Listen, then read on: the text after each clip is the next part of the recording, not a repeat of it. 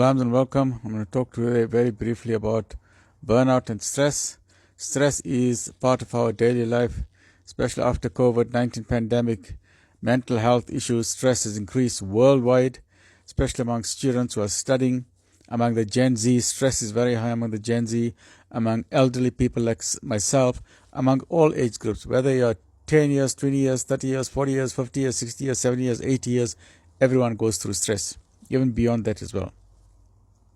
So how do we cope? So some of the things that we're going to look at are do you find yourself being irritable? You can't sleep at night. You just worry. Your mind is working all the time. You pick up weight. You're just finding out there's no fun left in life. You know, that what is, you're just going to a routine, going to the kitchen every day and cooking. You know, the woman will say, I'm just cooking every day, the same thing over and over a day. The man will say, I'm going to work up and down, what is going on? So we all go through those phases. But let's look at, there's 8 common signs that you're going through stress and you need to do something about it. So I'll go through each of these. These are the 8 signs of stress, right? Pessimism, insomnia, headaches, low immunity, weight gain, isolation, muscle pain. Let's go through each of these in turn. Right. So this, I'm very simple. I'm simplifying a medical article. I'm reading this from a medical article. But as what I told you, I like to make things simple. So let's look at it very simple and let's see how you can relate it to your life. So in most cases, the word burnout, you know, there are two words. You refer to stress and you refer to burnout. Now, stress affects everybody, right? Whether you're at home, whether you work or not working, stress is a part of our daily life, and it's the adrenaline reaction. It's important, the fight or flight response or the freeze response. But if you freeze, it's worse. So it's either fight the stress or you run away from the stress, but you can't just stay in one place. Then it makes it worse. Burnout refers mainly to work-related conditions, especially if you're not the owner of the company. If you are the owner of the company, you actually have more fun because you're in control of things. But owners of the company go through a tremendous amount of stress. Burnout just means that you are not in control. Your boss is shouting your whole day. The manager wants things. There's no support from the line managers. You know, so you get through you get into a rut, and then you just want to find out what is going on in your life. You become apathetic, become pessimistic. So burnout refers mainly to work, that you really were getting burnout, that is this the right career I've chosen? Is this what I want to really do? But let's look at the positive side as well. So let's look at some of the symptoms. So burnout might be the result of a job or a specific set of responsibilities. And some caregivers go through burnout. If you're looking after a chronic ill patient, we've got a person with spinal disability.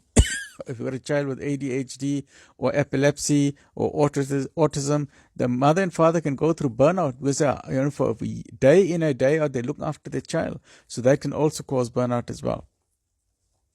So usually people feel a growing sense of feeling physically and mentally unwell. You just feel, you know what, I'm just totally finished.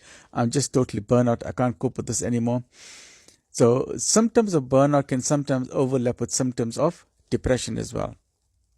So let's look at the 8 common signs.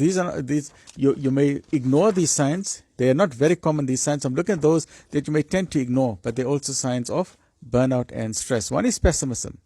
Someone experiencing burnout may adopt a critical and pessimistic view of life. They become very pessimistic. They say, what is the purpose? There's no fun left. Become very cynical. There's no fun left anymore. At work, it means they have a more negative attitude towards clients. They don't look after the customers, very, very negative. They're very irritable as well, very, very irritable. They're very annoying. They become apathetic. They don't have a sense of purpose. They say, what is the purpose of life? Everything is just happening, just suffering. So once you get that mindset, you must know you're reaching burnout. You're getting into severe stress. So ordinary stress is fine, but once it becomes chronic stress, I'm talking about chronic stress, it starts affecting your adrenal glands, your cortisol starts pumping out cortisol, then you get cortisol burnout as well. So the second point, you have insomnia, you have trouble sleeping. So people tend to get less restful sleep when they start to struggle with burnout. Restlessness and insomnia are 2 sleep-related issues linked to burnout.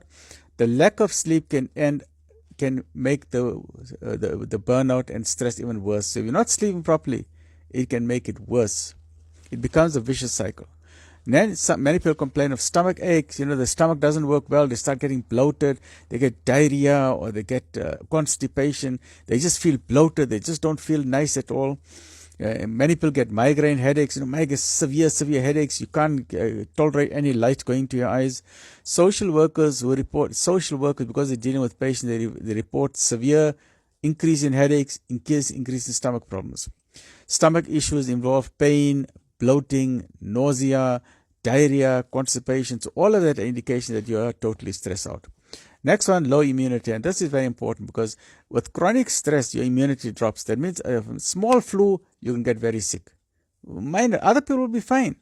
But you will be running nose and headache and be in bed as well because your immunity is low.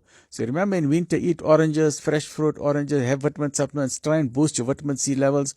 So if you're with a low immunity, we're at part number 4, with low immunity, you're catching more colds and flus under the weather, maybe a symptom of burnout. The immune system becomes compromised. Stress sets off the body's inflammatory response, and chronic inflammation can compromise the immune system and damage the tissue in your body. When your immune system is weak, you may experience more frequent colds and flus and coughs and all of these problems, and you are then putting your body at risk. Then you are exposing yourself to chronic conditions such as heart disease, high blood pressure, diabetes, and so on. And typically, we know people with stress go through weight gain. People pick up weight when they're stressed out, okay? So weight gain is a very, very common symptom. There are a few reasons for this. It's a combination. Your body's biological response is increasing the likelihood of gaining weight. Plus, you're not sleeping well. So you're not sleeping well, you're eating junk food, you're gaining weight, and it makes it all more, you feel more miserable with yourself. The adrenal glands produce a stress hormone called cortisol, and chronic stress elevates the levels of cortisol, and high cortisol levels have been linked to a larger waist circumference. The more higher your cortisol, the bigger you become, fatter you look, the bigger your abdomen becomes. So if your weight is a problem, you can have problems like stroke, heart disease, cancer, arthritis. All of these are problems. So stress is not just something you can ignore. You are damaging your body, you are harming the body. And then unfortunately, many people like such as also in myself, you have isolation.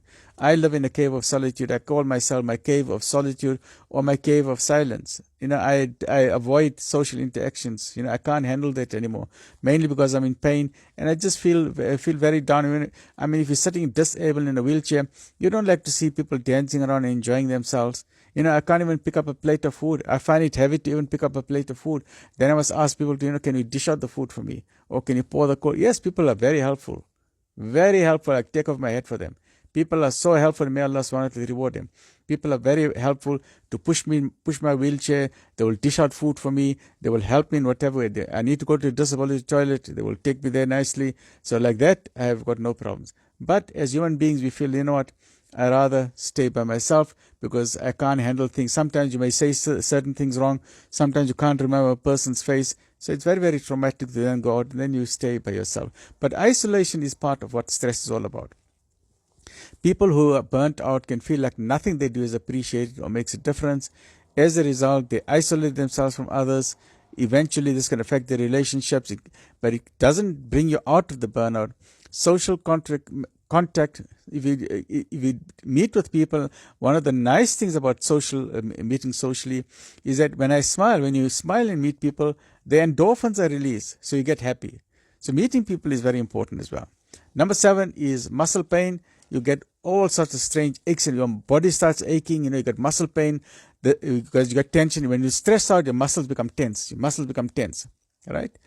And then because you want to protect an injury. Then after the stress is over, like if you see a wild dog, you get used to tense. But when the dog is gone, then you relax again. And you see the animal again, you get tense up and you relax again. But chronic stress means your body is like this all the time. There's no time to rest. In a chronic stress, you're just like this all the time. You're just tensed up. And that way there you're harming your muscles. And that's why you get muscle, is as if you're going to a gym. So when you have chronic stress, is as if you're spending the whole day at the gym. So you get tension, you get muscle pain in your neck, in your back, your shoulders, your hip. Everywhere is just paining, and you can't even then sleep. You get pain, rheumatism, and you trying to use Transact plasters. That also doesn't help. Trying to use Voltaren and Brufen, and then to cope with it, then some people use food, drugs, and alcohol. Obviously, as Muslims, we don't use alcohol and drugs, but many people then they use food. They use junk food. They eat a lot of chocolates and crisps and a lot of things and a lot of sweet things, and then they don't exercise. So increase your junk food. So please remember, that stress is part of everyday life, but if it becomes chronic stress, then it's affecting you, it's affecting your body, it's affecting your relationship. If you're in a work situation, if you've got burnout, go to the HR manager, explain to them, if you find that you don't want to attend meetings anymore, you don't want to reply to the emails, you're just apathetic, you just don't find happiness anymore, just remember one thing. In many parts of the world, first world countries, they have professional help as part of the business. You have HR department with psychologists, but here in South Africa, many places don't provide that. And in South Africa, we've got a 42% unemployment rate. So please remember, 42% unemployment rate, one of the highest in the world. So if you've got a job, even if you've got burnout, if you've got stress, don't give up that job. Ask yourself the question, do you want to be with a job or without a job? I would say it's rather to be with a job, with the stress, rather than be without a job. Because if you don't have a job, I can guarantee you now your stress will be much more. Right? So the whole thing is attitude of gratitude. Make thanks Allah subhanahu wa ta'ala, thank your creator that at least you've got a job. Yes, you've got to be mentally tough. Try and cope. Go for meditation classes. Recite zikr, recite darood. Go for a walk. Exercise. Get a good night's sleep. Try and eat healthily. Eat nutritious food. Have a lot of water. Make yourself fit and healthy. And give thanks that at least you've got a job. But if you have stress, please cope with it. And if you find that your stress is out of control, then please seek help from a medical professional. Go first to a psychologist, or go to a psychiatrist, or go to a GP, and they will refer you to someone else. Take care. Look after yourself. Alhamdulillah.